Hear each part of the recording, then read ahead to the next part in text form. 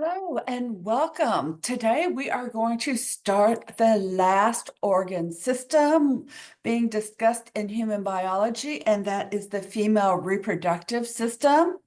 The first video in this series is going to be discussing the female reproductive organs and how they relate with orgasm. So let's get started with a term that very few people use, and that is vulva. Oftentimes when people mean to say the word vulva, they'll say the word vagina. Like, for instance, they'll say, like, her skirt was so short, I saw her vagina. Well, the vagina is an internal organ. You did not see the lady's vagina. What you may or may not have seen was the vulva, which is external female genitalia. And I want to tell you, there is great diversity in how it looks like. So no matter how you look down there, it's normal. Some women are hairier, some women aren't as hairier. There's all different kinds of pigmentation. And so, however you look, it's normal. Now, not related directly to the vulva, but when we are looking down there, some people are confused, but there are actually 3 openings for women, not 2. The first and most anterior opening is the urethra. It is a separate opening, distinct from the middle opening, which is the vagina. A lot of people have the misconception and they think the urethra opens into the vagina. It does not. And then much further posteriorly is the anus. And here's why it's important to know this. And men, it's important for you to know this when you have little girls, because unlike in men, if you're wiping yourself with toilet paper, your urethra is in your penis, which is an anterior structure. So if you're wiping your anus with toilet paper, it doesn't matter if you go front to back or back to front, because you've only got one opening back there. But here's the thing: urine, urethra, sterile. Vagina, it's got resident bacteria, acidic environment. Anus, bacteria, not an acidic environment. You don't want those bacteria to go in the vagina or the urethra. So it's super important that you cleanse, wipe, do all your activity from an anterior to a posterior direction, and never in the opposite direction. Okay, let's get started with the genitalia.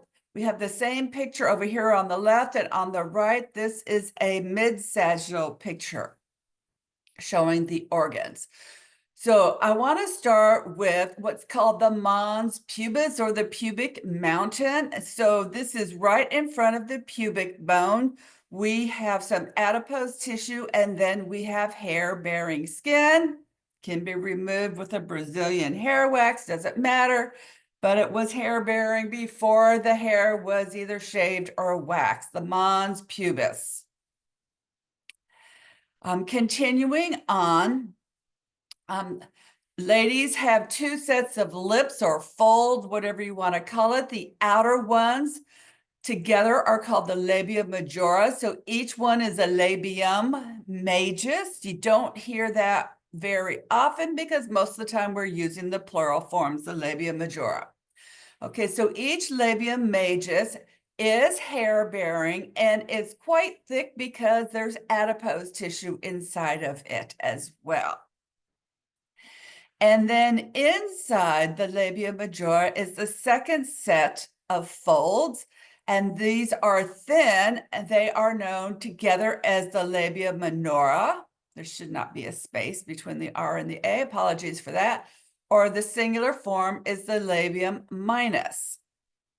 These are hairless, and normally the legs are not spread apart. Normally the legs are together like you're walking, and so the 2 labia minora are next to each other, so you do not have an opening. It's kind of like they're keeping the opening to the Holy Grail closed. Okay. Now, unlike this sagittal picture, which shows that the Labia minus is shorter than the labia majus and it's pink. And a lot of women, it will be longer and hang down lower, and it can be darker pigmented. So, however, it's normal. It doesn't have to be like this drawing. Also note that the two labia minora go anteriorly and they meet in this like little hooded structure right here. And if you look just underneath the hooded structure, that, excuse me, excuse me, that is where you'll find the clitoris. And on the woman, the only part of the clitoris that is external is the glans clitoris, the equivalent of the clitoris head. And the rest of the clitoris is an internal structure. And the clitoris has erectile tissue, just like the penis does in the male. All right, looking at internal organs, we are going to start laterally with the ovary. This is where the female gametes, the oocytes, will be made, and it's also where the female hormones will be made. And close by, we will have the fallopian tubes. So the fallopian tubes extend from the uterus towards the ovary. The fallopian tubes are hollow structure, and you can see that the inside of the fallopian tube is contiguous with the inside of the uterus. And unlike this picture, which shows the fallopian tube, the end of the fallopian tube, which has these finger-like projections, which are known as fimbria, and it shows them sitting right on top of the ovary. So if this was the ovary and it shows the fimbria sitting on top of it, that's not how it is in real life. They're nearby, but they can be over here, they can be over here, they can be back here. They don't sit on top of it like that, okay?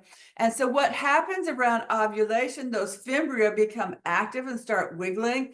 And so when the oocyte is ovulated and it's floating around in the peritoneal fluid, the fimbria and the cilia are going to create currents, and so to guide the oocyte to go inside the fallopian tube. All right, the uterus is this triangular organ. In fact, it's not really triangular. Think of a miniature little pear and flip it upside down, because the uterus, when it's not pregnant, is only about this big. It's not very large. And if you look at the mid-sagittal picture, notice that it's usually tipped right on top of the urinary bladder. So this is why when you are pregnant, even when you are only a month or 2 or 3 months pregnant, you are having to go to the restroom all the time. And most of the uterus is made out of this thick muscular wall. I'll talk more about the uterus on the next slide. Just below the uterus is the vagina, which is a tubular pathway, which most of the time is collapsed down on itself, just like the esophagus is collapsed down on itself, unless there's something going through it. Notice that the vagina has rugae, so it can expand, very similar to the rugae found in the stomach. And so the vagina, it is used as the birth canal. It's also where the menstrual flow happens. And it's also used to put tampons in and for sexual intercourse. And in the vagina, there are a lot of bacteria that are normal.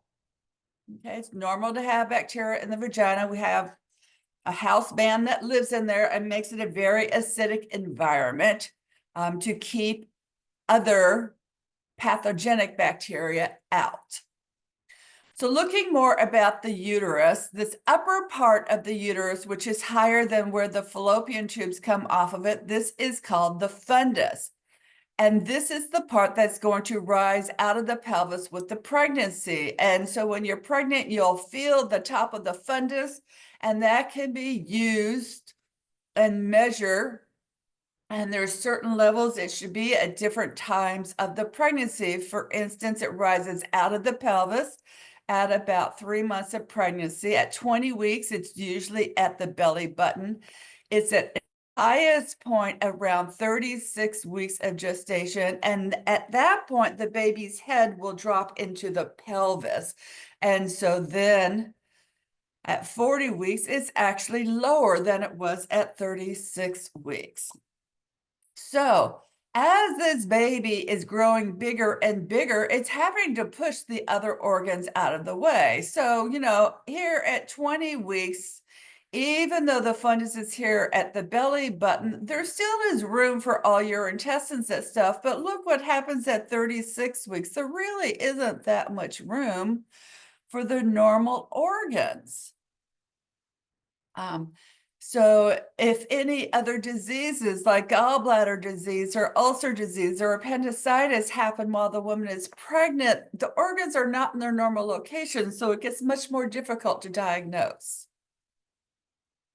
Going back to the uterus, there is an inner lining of the uterus. It is called the endometrium, endo meaning inside, metrium meaning uterus. And the endometrium is going to be an epithelium. So it's going to have an epithelium that goes down glands, and it's going to have lots of blood vessels. And if the lady is not pregnant, it will slough as her menstrual period. And the last thing about the uterus is the lowest part of the uterus, this neck part of this upside down pair, is known as the cervix. So cervical means neck. Remember, we had cervical spine in our neck. So the cervix is the neck of the uterus. And notice that it hangs down into the vagina. And this is the part of the uterus that is being examined. The epithelium in this area is being examined when a pap smear is done. And so at the time of a pap smear, this is what the doctor is actually looking at, and taking a wooden stick and just scraping the surface epithelium, just like if you took a stick and scrape like this. So the scraping is not painful. This is what a cervix would look like if the person had already had a baby, because we have a cervical opening that's about 3 to 4 millimeters wide. If you haven't had a baby going through here, it would just be a tiny little opening about the size of this black dot on the screen. All right, so hopefully by now you were able to recognize there is a lot of homology between the men and the women for the various organs I have discussed. And as well, there's homology between the penis and the clitoris. The only difference being the penis has the urethra that goes through it, whereas the urethra does not go through the clitoris, but appears between the clitoris and the vagina. So the female orgasm has a lot of the same innervation as the male orgasm, and a lot of the similar things happen with sexual stimulation. You're going to get blood to the genital organs. So the labia minora and the clitoris has the erectile tissue that engorges with blood, just like the penis had the erectile tissue. The breast will swell, the nipples become erect, the labia majora enlarges and turns red and can spread away as well. The vagina expands, elongates. The walls of the vagina actually thicken, increase with blood. There are glands we did not learn about in this class that are going to release lubrication, the equivalent of those Cowper's glands in the male. The clitoris, in fact, will swell to about 3 times its normal size, and it becomes hypersensitive. And so at some point, it just avoid it directly, usually. There is a ligament which attaches to the uterus right below the fallopian tubes, and attaches it to the inside of the anterior wall of the abdomen. And right before orgasm, it pulls on the uterus, which actually lengthens the vagina, which makes the penis fit better. and lifts up the uterus. And so the vagina and the uterus are going to have rhythmic contractions. And when the uterus lifts, it's going to, when the sperm are released, it's going to help suck the sperm up towards the cervix. And then we learned about the secretions of the sperm to kind of like stick them there to the cervix.